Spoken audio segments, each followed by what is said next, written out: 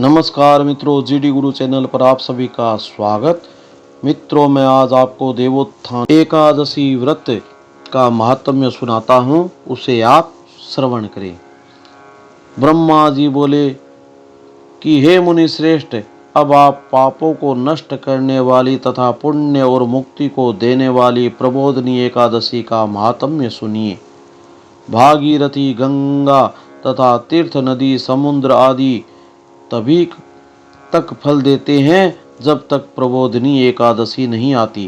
कार्तिक मास की शुक्ल पक्ष की प्रबोधनी एकादशी के व्रत का फल 1 सहस्त्र अश्वमेघ तथा 100 राजसूय यज्ञ के फल के बराबर होता है।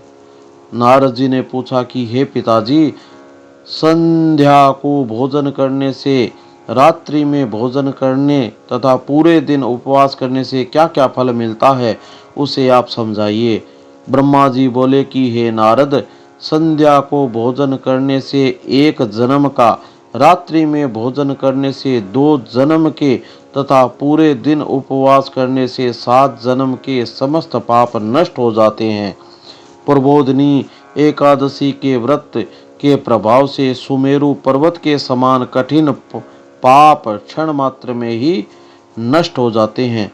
अनेकों पूर्व जन्म के किए हुए बुरे कर्मों को यह प्रबोधनी एकादशी का व्रत क्षण भर में नष्ट कर देता है। जो मनुष्य अपने स्वभाव अनुसार इस प्रबोधनी एकादशी का विधि पूर्वक व्रत करते हैं, उन्हें पूर्ण फल प्राप्त होता है। हे मुनीश्वर, जो मनुष्य श्रद्धा पूर्वक थोड़ा भी पुण्य करते हैं, उनका वह पुण्य पर्वत के समान अटल हो जाता है। जो मनुष्य हृदय के अंदर ही ऐसा ध्यान करते हैं कि प्रबोधनी एकादशी का व्रत करूंगा, उनके 100 जन्म के समस्त पाप नष्ट हो जाते हैं।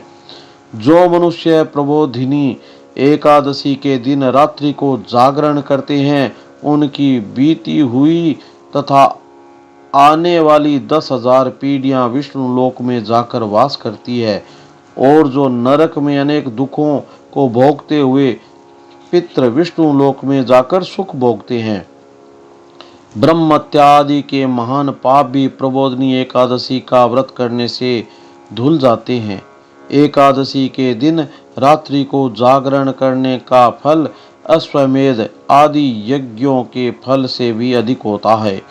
समस्त तीर्थों में जाने तथा गो, स्वर्ण, भूमि आदि के दान का फल कार्तिक मास की शुक्ल पक्ष की प्रबोधनी एकादशी के रात्रि के जागरण के फल के बराबर होता है।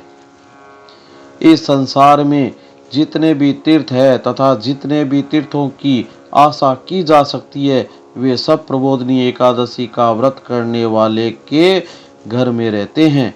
जो मनुष्य इस एकादशी के व्रत को करता है, वह योगी, तपस्वी तथा इंद्रियों को जीतने वाला होता है, क्योंकि यह एकादशी भगवान विष्णु को अत्यंत प्रिय है। इसके व्रत के प्रभाव से कायिक, वाचिक और मानसिक पाप नष्ट हो जाते हैं। इस एकादशी के दिन जो भगवान की प्राप्ति के लिए दान, तप, होम, यज्ञ आदि करते हैं, उन्हें अक्षय पुण्य प्राप्त होता है।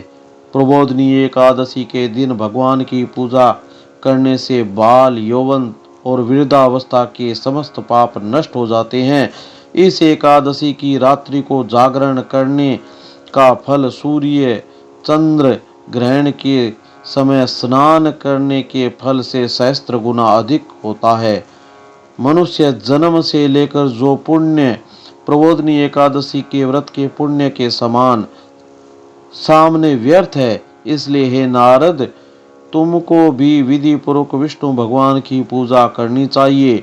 जो मनुष्य कार्तिक मास में धर्मपरायण होकर अन्य व्यक्तियों का अन्न नहीं खाते हैं, उन्हें चंद्रायण का फल मिलता है।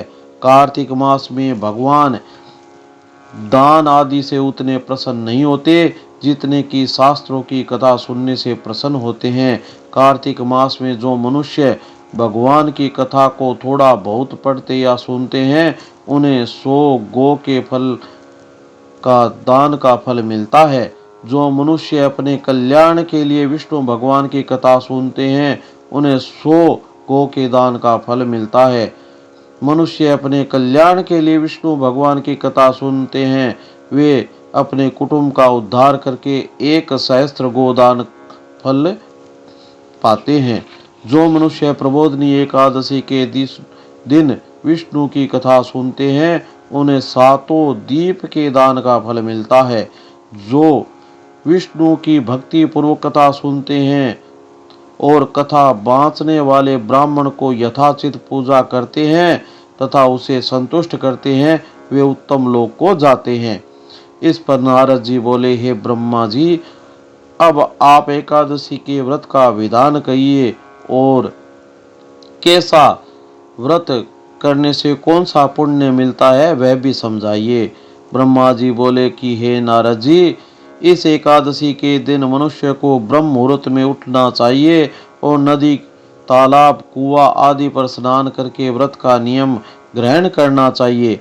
उस समय भगवान से विनय करनी चाहिए कि हे भगवान, आज मैं निराहार रहूंगा और दूसरे दिन भोजन करूंगा, इसलिए आप मेरी रक्षा करें। इस प्रकार विनय करके भगवान की पूजा करनी चाहिए।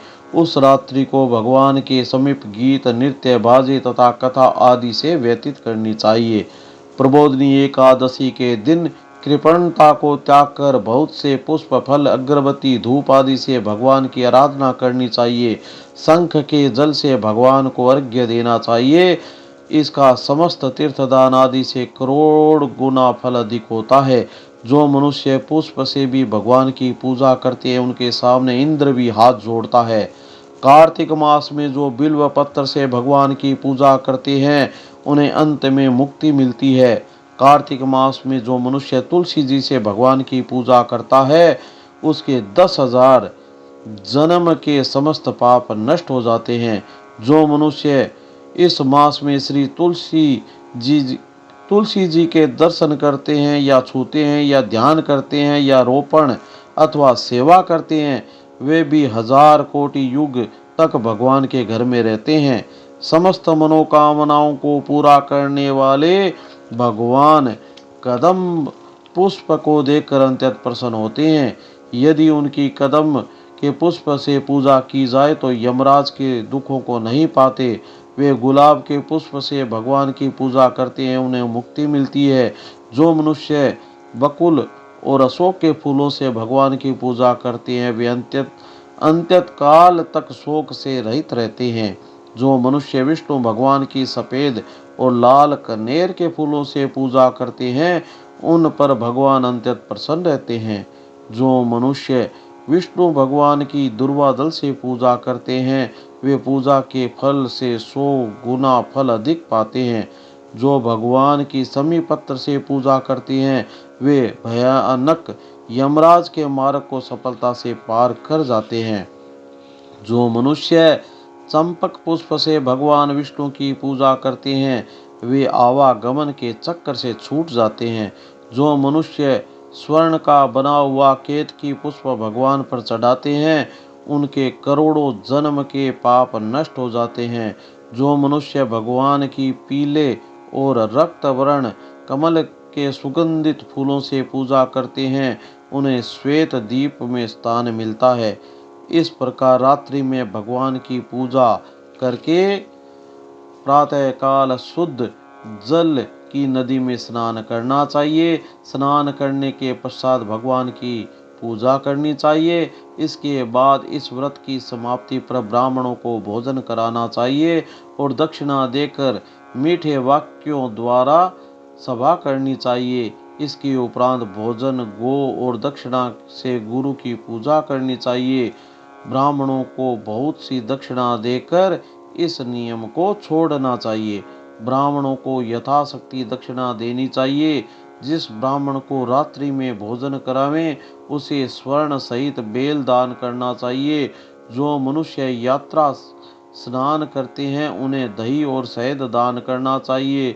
जो मनुष्य फल की आशा करते हैं, उन्हें फल का दान करना चाहिए। तेल की जगह घी और घी की जगह दूध और अन्नों में चावल दान करना चाहिए। जो मनुष्य इस व्रत में भूमि शयन करते हैं, उन्हें सब वस्तुओं सहित सैया दान करनी चाहिए। जो मौन धारण करते हैं उन्हें स्वर्ण सहित तिल दान करना चाहिए। जो मनुष्य बालों को धारण करते हैं उन्हें दर्पण दान करना चाहिए। जो मनुष्य कार्तिक मास में उपनाह धारण नहीं करते हैं उन्हें उपनाह दान करना चाहिए। जो इस मास में नमक त्यागते हैं उन्हें शक्कर दान करनी चाहिए। जो मनुष्य नित्य प्रति देव मंदिरों में दीप जलाते हैं उन्हें स्वर्ण या तांबे के दीपक को घी तथा बत्ती सहित दान करना चाहिए। जो मनुष्य चातुर्मास्य व्रत में किसी वस्तु का त्याग करते हैं उन्हें उस दिन से पुनः ग्रहण करना चाहिए। जो मनुष्य प्रबोधनी एकादशी के दिन विधि पूर्वक व्रत करते हैं उन्हें अंत सुख मिलता है और अंत में वे स्वर्ग को जाते हैं। जो मनुष्य चातुर्मास्य व्रत को बिना किसी विघ्न के पूरा कर देते हैं उन्हें फिर दोबारा जन्म नहीं मिलता। जिन मनुष्यों का व्रत खंडित हो जाता है वह नरक को जाते हैं। जो मनुष्य इस एकादशी के महात्म्य को सुनता हुआ पढ़ता है उसे अनेक गोदान का फल प्राप्त होता है। मित्रों, इस कथा का सार यही है, स्वाध्याय, तपस्या व त्याग की दृष्टि से चातुर्मास्य का नियम भेद महत्वपूर्ण है। भगवान श्री विष्णु की भक्ति में लीन होने के लिए यह समय अत्यंत उत्तम होता है। गृहस्थ में बंधा व्यक्ति भी चातुर्मास्य में भगवान विष्णु की भक्ति का पूरा लाभ उठा सकते हैं। बोलिए विष्णु भगवान की जय। मित्रों, इस चैनल को अगर सब्सक्राइब